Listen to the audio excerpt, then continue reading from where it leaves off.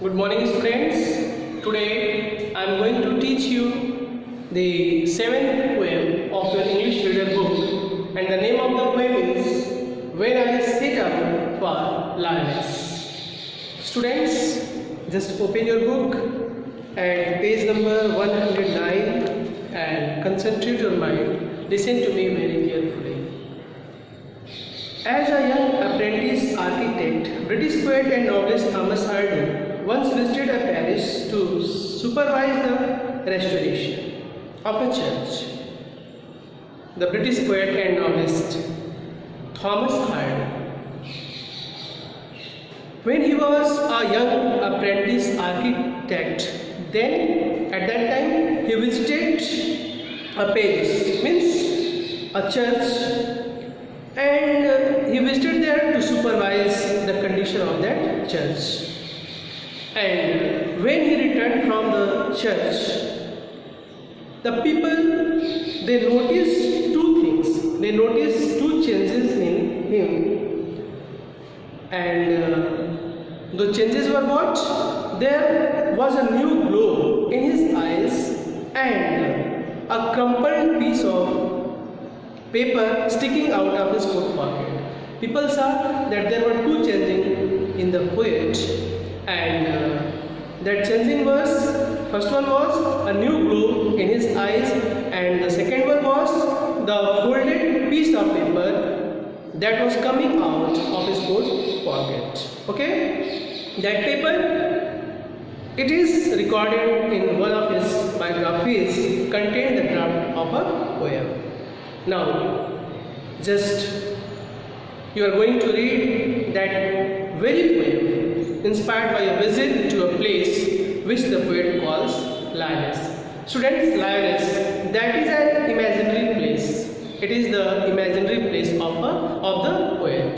This poem is composed by Thomas Hardy. So, let's start the first stanza. Just see, when I set out for Lioness, 100 miles away, the rhyme was on the spray, and the starlight lit my lonesomeness when I set out for Lioness, 100 miles away. The poet is saying that when he set out means to start, to begin a journey. When he started his journey for Lioness, that was 100 miles away from his dwelling place. Lioness was 100 miles away from the dwelling place of the poet, and when the writer started his journey for Lioness, the rhyme was on the spray.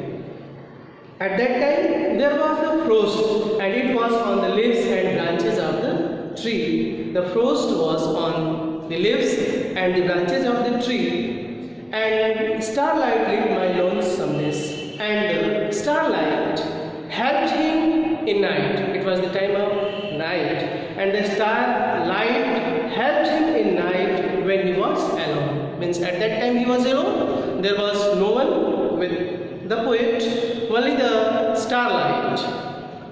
It helped the poet in that night when he was alone, when he started his journey, for Lioness, that was 100 miles away from his dwelling place. Okay? Now see the second stanza. What would be chance at Lioness while I should sojourn there? No prophet just declared, nor did the wisest wizard guess what would be chance at Lioness while I should sojourn there. In second stanza, the poet is imagining, he is thinking that what would happen at Lioness when he will reach there. Then what will happen? Nobody knew. What would be chance at Lioness while I should sojourn there? The poet is saying that when I would stay there, at that time, what would happen at that place, what would happen at Lioness, I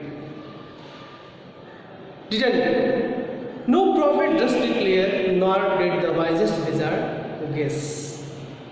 Neither the prophet nor the wisest wizard could declare, could announce, could guess that what would happen at that place. what would be chance at Lioness while I should sojourn there. Again, the poet is repeating the line. When I would stay there, when I would stay at Lioness, then what would happen there?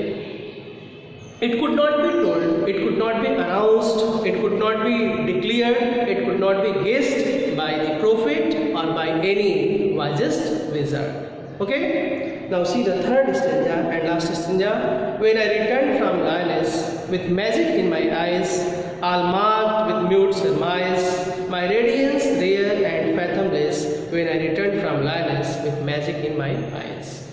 Now, in third stanza, the poet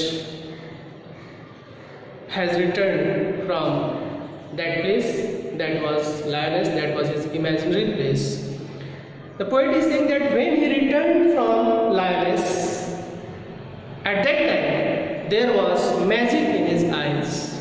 He returned from Lioness with magical eyes. There was a glow, new glow in his eyes. That glow was not earlier in his eyes.